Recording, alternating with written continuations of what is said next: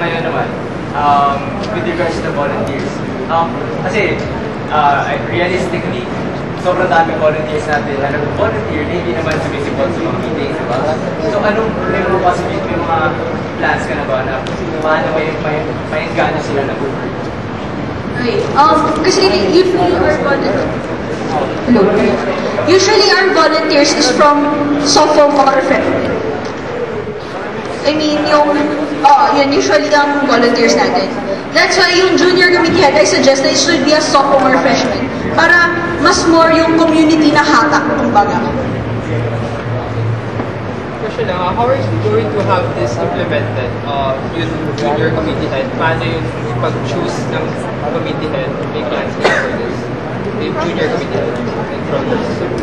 Parang ano pa rin siya, interview sort of interview. Pero ang pala ko is, as stated in my platform, yung freshmen, if parang sa interview pa lang, gusto na nila pag-serve sa organization, they have the will, and they have the leadership capability ng high school nila, then they're invited to apply. What do you think is the problem kung bakit hindi na-mobilize yung mga members nila?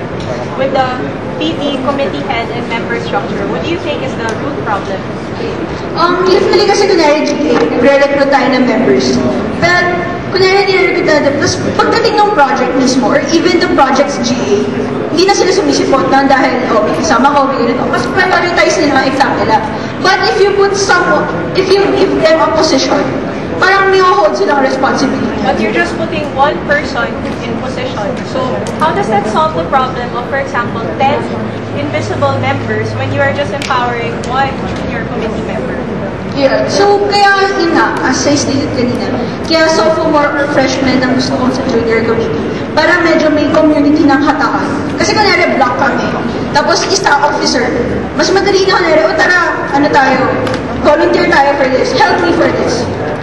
So, ang ginagawa lang ng junior committee member is tagahatak because committee heads For implementation knowledge. Or hindi ba yung capability ng committee heads should be implementation already in itself and planning? Because we allow planning for the project directors and then your committee head should be able to implement and delegate tasks. So why are we stripping committee heads of the power to implement? Hindi naman tanggalin yung power nila to implement, but for them to have a help, kumbaga. Help to implement. Kasi parang, looking for a venue. So, you always have to phone the hotels or phone the venues for it. So, parang help sa kanila na mag-phone or ganun. Okay, another thing is, since na magkaroon ng body sessions, so ito, just for one for project evaluation, like in every ano. For example, after the meeting, so Saturday morning yung meeting, afternoon, we have a bonding na mag-mall or do things together lang. Do activities together. Kasi napapansin ko, kunwari, meron na tayong project team for kunwari IT conference. But what's the next step? It's the planning of the project proposal or it's the planning phase na kagad. But what if hindi nila alam ang strength and weaknesses ng each other? Paano kung hindi sila close kaya hindi nila ma-express ang kanilang sarili? So that's the bonding session.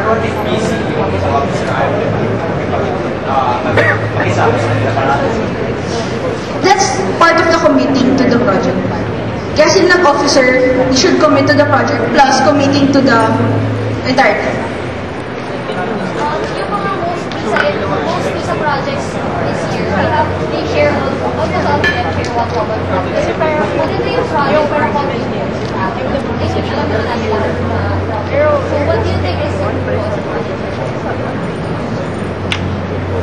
promotion? I think the problem is promotion. Tsaka, yun talaga yung promotion. Kasi,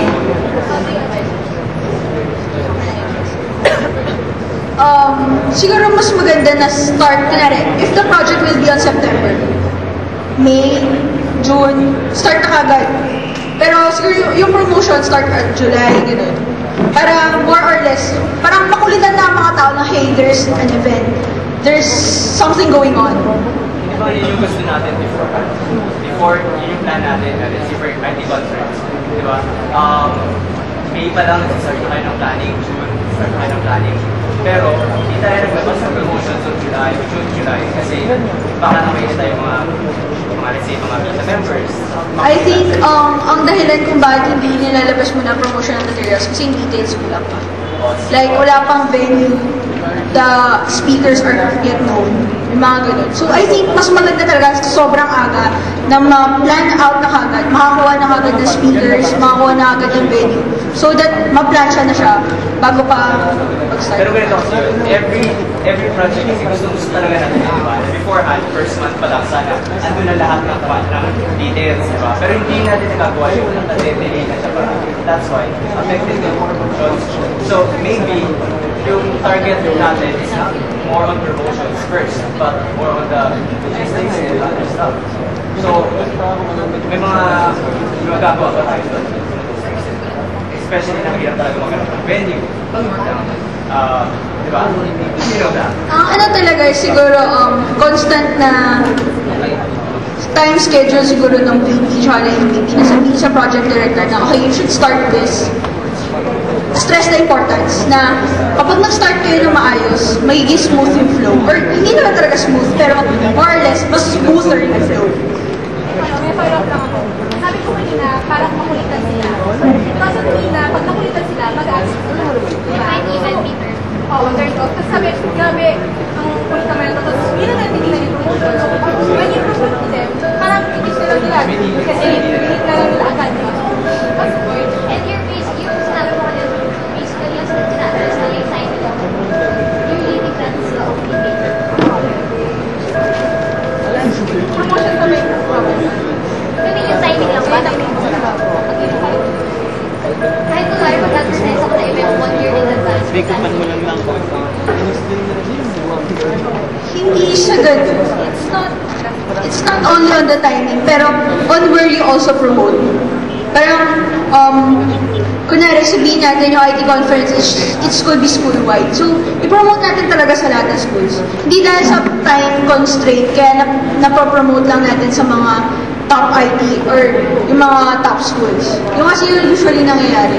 So, parang, mas maganda na widen, broaden yung market natin para mas marami yung maka-attend. Last two questions. Number one, sa ginawa nating projects this year, ABITS and IT conference, especially, yung IT-oriented natin, you think kaya naman ng ABITS na maging Metro-wide or Metro Manila-wide? At kaya ba ng IT conference tumatakbo mas marami pa tao kaysa ng this year? And why? Or anong plan? Kasi ang inisip ko sa IT conference, how can we attract more people? Ang nangyari kasi yung medyo scheduling ng IT conferences before the finals exam.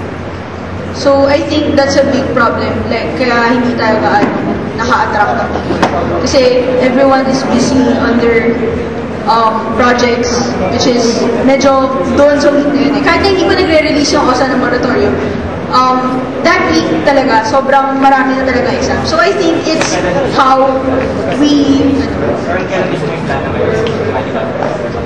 Right after midterms, most probably. Okay, so about the ABITS. About yung ABITS? Siguro yung ABITS, I think we can.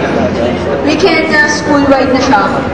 Given na talaga mapropromote na siya sa IT conference pa lamang. Kasi IT conference natin is school-wide, di ba? So, if we promote sa IT conference pa lang yung ABITS, parang kapag masaya na ang mga tao sa IT conference, they will be excited to join the ABITS. That's one of my plan na tatlo. Okay, last.